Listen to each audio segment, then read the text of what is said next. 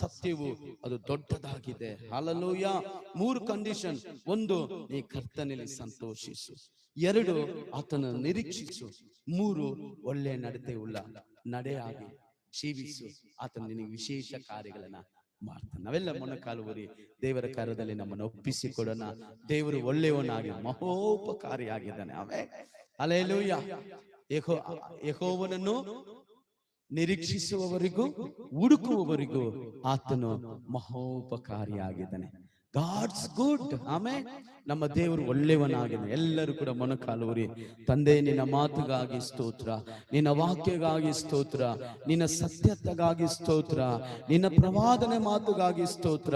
ನಿನ್ನನ್ನು ನಿರೀಕ್ಷಿಸುವವರು, ನೀನು ಹುಡುಕುವವರಿಗೆ ನೀನ್ ದೊಡ್ಡವನಾಗಿದೆಯಪ್ಪ. ಒಳ್ಳೆ ದೇವರಾಗಿದ್ದೀರಾ. Hallelujah, hallelujah, hallelujah. ಹೊಸ ಕಾರ್ಯಗಳು ನಮ್ಮ ಜೀವಿತದಲ್ಲಿ ಮಾಡುವಂತ ದೇವರು.